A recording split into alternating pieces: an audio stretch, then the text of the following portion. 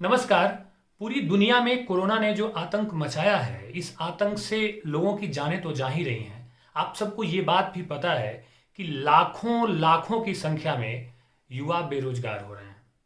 आप जरा सोचिए कि एक वक्त आएगा जब कोरोना की महामारी से निपटने के बाद हम फिर से, खास तौर पे मैं हिंदुस्तान की बात कर रहा हूँ, हमारा हिंदुस्तान अब फिर से एक नई पटरी पे आ रहा होगा। एक नई पटरी पे जब बढ़ रहा होगा, जिंदगी शुरू हो रही होगी एक साधारण अर्थों में, तो नौकरियों की कितनी किल्लत होगी, कितनी ज़्यादा मारामारी होगी।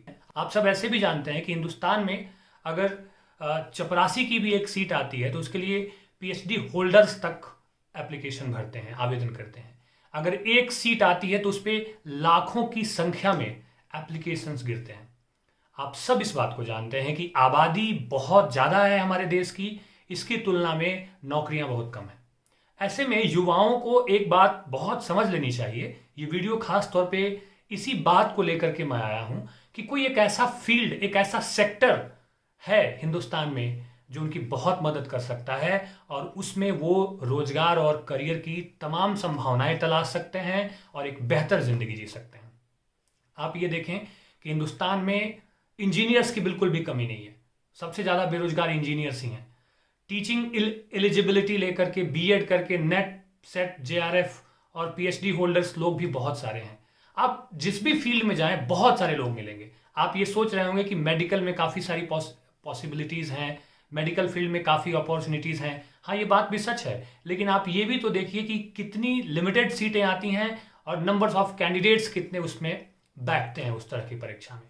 तो आप अगर एक सिक्योर भविष्य की तरफ जाना चाहते हैं और उस सिक्योर भविष्य की तरफ जाने के साथ साथ कुछ बेहतर करना चाहते हैं अपने लिए, अपने सोसाइटी के लिए और हिंदुस्तान के लिए, तो आज मैं इस फील्ड के बारे में आप सबको बताने वाला हूं।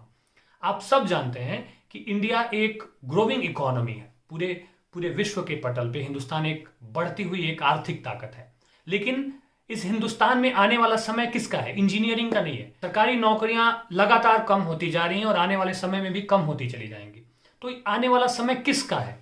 तो हिंदुस्तान में आने वाला जो दौर है वो एग्रीकल्चर का है, फार्मिंग का है, हॉर्टिकल्चर का है, एनिमल हस्बेंड्री का है, डेयरी फार्मिंग का है। The future of India is agriculture, horticulture, dairy farming. यानी कि अगर आप कृषि में दिलचस्पी रखते हैं और इस फील्ड में अगर आप करियर बनाना चाहते हैं तो न सिर्फ सोसाइटी के लिए कंट्रीब्यूट करने जा रहे हैं, बल्कि आप देश को और बेहतर बनाने की दिशा में आगे बढ़ रहे हैं।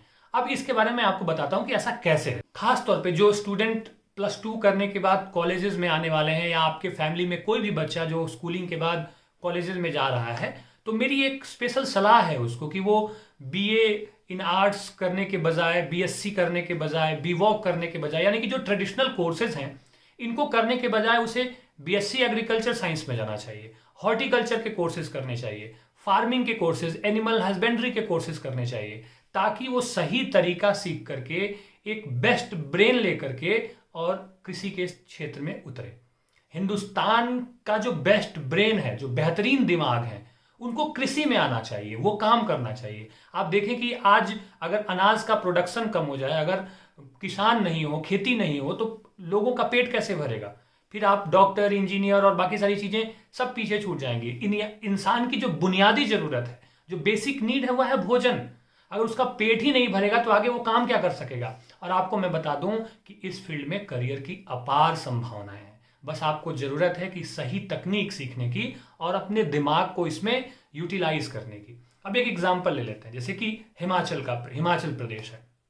तो हिमाचल प्रदेश में चूंकि मिट्टी, जो यहाँ की जो मिट्टी है वो कुछ डिफरेंट ढंग की है, तो बहुत सारे अनाज तो यहाँ नहीं होते।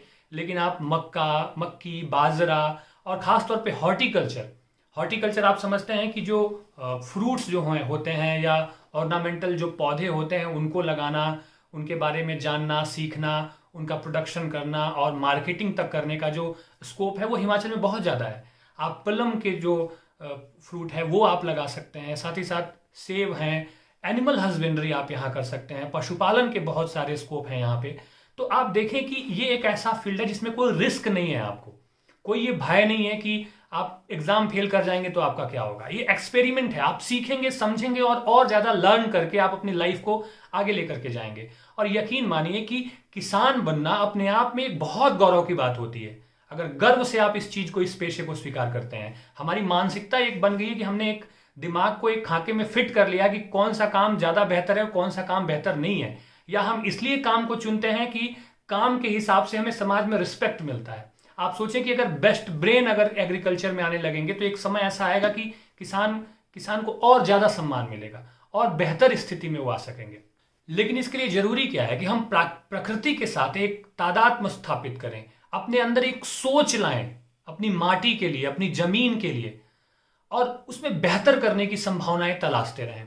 अब देखें कि आप युवा जब आएंगे, नए यूथ जब आएंगे, नई सोच के साथ जब आएंगे तो क्या बेहतर कर सकते हैं। बहुत सारी चीजें करने को है। आप अब ऐसा, इसका मतलब ये नहीं कि अब देखें कि कृषि के साथ साथ प्रकृति के साथ जो छेड़खानी हो रही है उस पर भी ध्यान देने की बहुत जरूरत है। अब जो पंजाब है, आप सब जानते हैं कि पंजाब में धान की बहुत खेती होती है, लेकिन धान के लिए ग्राउंड वाटर निकाला जाता है, सिंचाई की बहुत ज्यादा जरूरत होती है, उसको पानी बहुत चाहिए खेती से लेके और तमाम जो प्रक्रिया होती है धान उपजाने तक की। तो आप सबको पता होगा कि पंजाब का जो ग्राउंड वाटर है उसका लेवल बिल्कुल नीचे जा रहा है, कम होता जा रहा है। ठीक है, तो क्या हमें करना चाहिए, कौन सी जगहें हैं आइडेंटिफाई करना है, कौन सी जगहों में, कौन से रीजन में किस तरह की खेती करके हम अपने पर्यावरण को भी बचा सकते हैं, उनकी सुरक्षा भी सुनिश्चित कर सकते हैं और साथ ही साथ एक बेहतर जीवन निर्माण की दिशा में हम आगे बढ़ सकते हैं। आप देखें कि आने वाला जो समय है वो अपार्टमेंट्स का नहीं है। आप देश दुनिया की हालात देख रहे हैं कि जो अपार्टमेंट्स और बिल्डिंग वाले जो शहर हैं वहां किस तरह से महामारियां ज्यादा फैल रही हैं, लोगों की जान ज्यादा वहां पे जा रही है। आज भी गांव सुरक्षित हैं ज्यादा उनकी तुलना में जो अपार्टमेंट्स की जो जिंदगानी है, अपार्टमेंट्स का जो जीवन है। तो इसीलिए ये जो दौर है, आने वाला जो वक्त होगा वो इस तरह का वक्त होगा कि आप अपार्टमेंट की दुनिया से बाहर निकल करके, फ्लैट्स की दुनिया से बाहर निकल करके खुली हवा में जाएं, गांव में जाएं, अपनी माटी से जुड़ें और उसके लिए काम करें। उसके लिए बेहतरी क्या बेहतर कर सकते हैं आप, इसके लिए आपको सोचना होगा।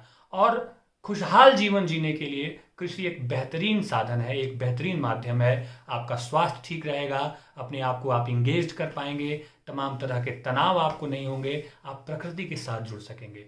तो जो यूथ इस वीडियो को देख रहे हैं उन सबसे मेरा रिक्वेस्ट है कि आप ज़्यादा से ज़्यादा मात्रा में इस वीडियो को शेयर करें और मोटिवेट करें खुद को भी और अपने आसपास के लोगों को भी कि वो एग्रीकल्चर में आए।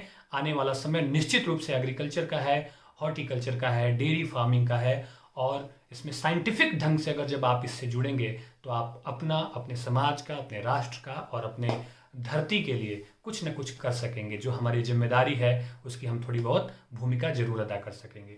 आप सबसे रिक्वेस्ट है कि आप मेरे इंस्टाग्राम चैनल पे भी मुझे जुड़िए, मुझसे जुड़ सकते हैं।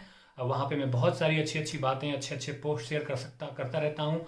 आप मेरे फेसबुक पेज से भी मुझे जुड़िए और आप सबका जो प्यार मुझे मिलता रहता है इसके लिए तहे दिल से आप सबका बहुत सारा शुक्राना। और कमेंट करके ज़रूर बताइए कि आपको ये आइडिया, ये विचार, ये वीडियो कैसा लगा। Thank you so much.